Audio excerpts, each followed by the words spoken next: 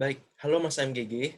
Kenalin, aku Ingkompiang Gede Wirayataptra Mas, atau biasa dipanggil Dekom, dari Teknik Telekomunikasi 2017, MGG Angkatan 2017. Pada BP kali ini, aku menjabat sebagai Sekretaris Jenderal, yaitu pemimpin kelompok orang yang bertanggung jawab dan bertindak sebagai pelaksana sistem pendukung, utamanya dalam hal pemenuhan kebutuhan administrasi dari sistem utama. Nah, adapun fungsi kerja dari aku yaitu pertama menghadiri undangan atau rapat di luar MGG. Bentuknya seperti mewakili ketua apabila ketua berhalangan dan menghadiri atau mendampingi undangan acara kepada divisi lain atau orang lain yang masih anggota MGG apabila ditunjuk oleh ketua. Nah, adapun parameter ketercapaiannya yaitu seluruh kegiatan yang tidak dapat dihadiri oleh ketua terwakilkan seluruhnya oleh sekjen.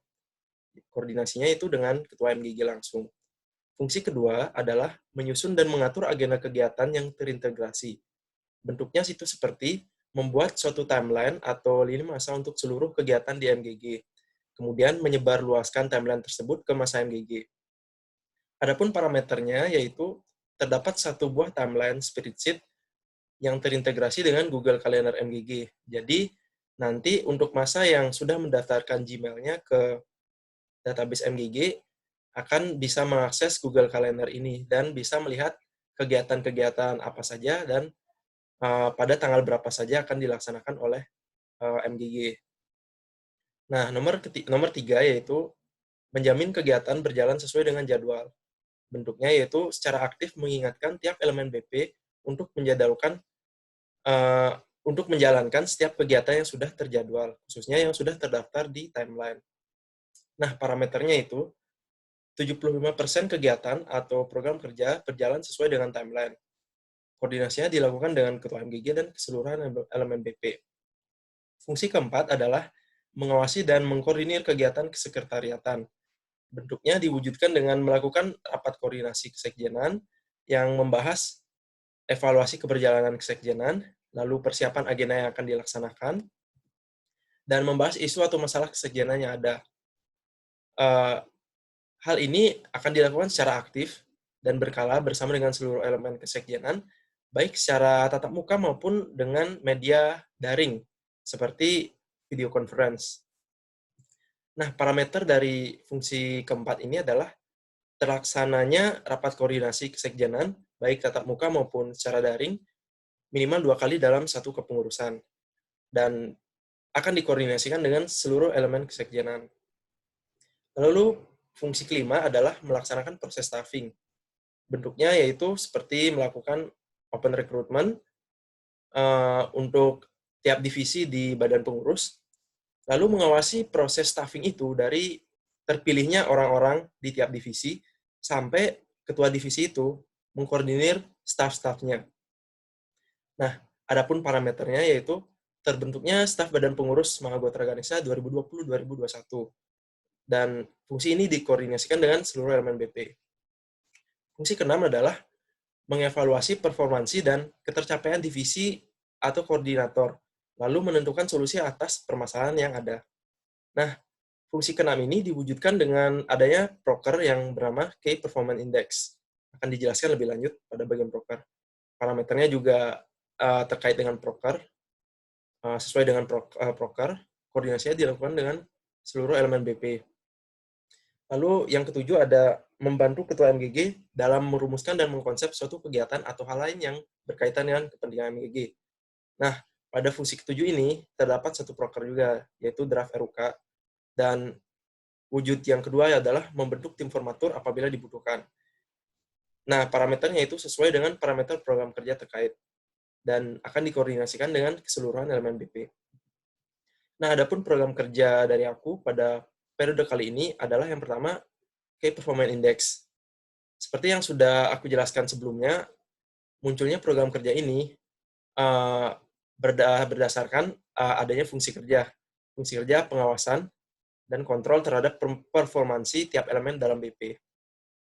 Nah, untuk membuat suatu proses pengawasan ini menjadi lebih terstruktur dan aktual, tidak subjektif, maka proker ini digagas gitu.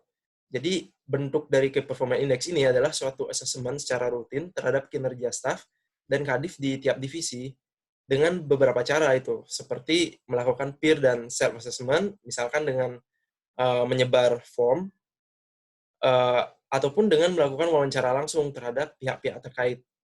Nah, itu nanti bakal digabung dalam satu spreadsheet. Di dalam spreadsheet itu udah tertera poin-poin apa aja, parameter apa aja yang bakal dinilai, dan nilainya juga dibuat eksak gitu. Kemungkinan besar antara 1 sampai 4. Jadi menyerupai indeks lah, indeks mata kuliah gitu. Nah, lalu goals dari proker ini adalah yang pertama itu terdapat satu rapor untuk badan pengurus.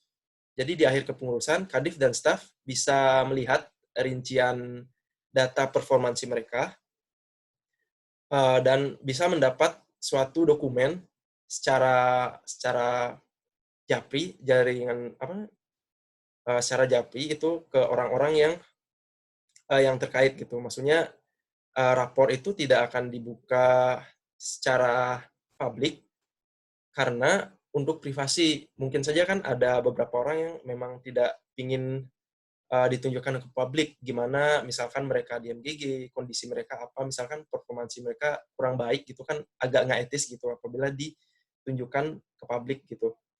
Nah, jadi untuk spreadsheet-nya itu mungkin bakal harus request akses, dan untuk rapornya itu akan di-deliver langsung ke pribadi orang masing-masing yang terkait gitu. Nah, lalu keuntungan dari adanya proker ini, yaitu memudahkan untuk memberikan apresiasi terhadap nomino-nomino tertentu. Nah, apresiasi ini adanya di divisi internal gitu. Nah, jadi dengan adanya Key Performance Index itu apresiasinya itu bakal beralasan gitu, nggak sekedar memberikan kepada orang yang secara subjektif gitu lah. Lebih objektif lah intinya pemberian apresiasi nanti mendukung proker dari divisi internal. Nah, jadi estimasi biaya dari proker pertama ini adalah tidak ada, tidak ada biaya yang digunakan. Lalu waktu pelaksanaannya itu selama masa kepengurusan dan koordinasinya dengan keseluruhan elemen BP. Nah, proker kedua adalah draft RUK.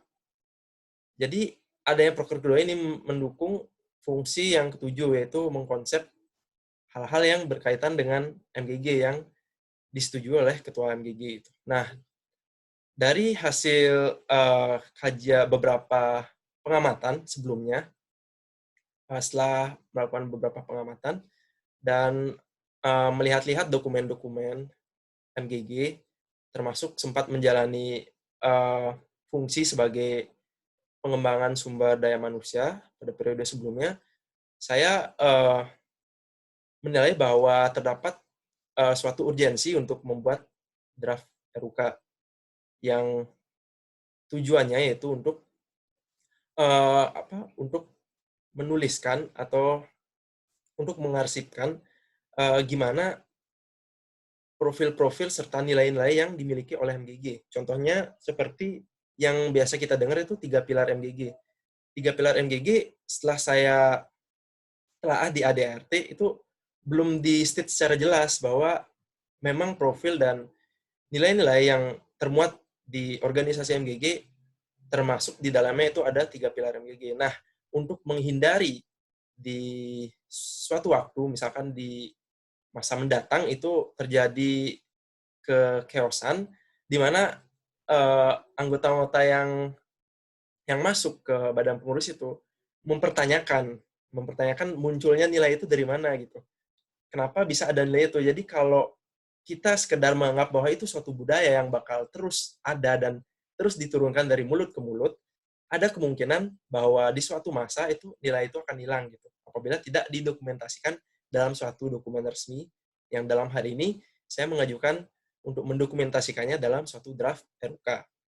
Oke, jadi sederhananya draft RUK ini adalah memuat nilai-nilai luhur serta profil-profil yang dimiliki oleh MGG. Nah, jadi seperti itu. Parameter ketercapaiannya adalah terdapat satu draft RUK di akhir kepengurusan. Jadi estimasi biayanya itu tidak ada biaya yang digunakan, lalu waktu pelaksanaannya itu selama kepengurusan. Dan koordinasinya dilakukan dengan ketua MGG, lalu ada internal, kemudian pembud, dan koordinator kesenian.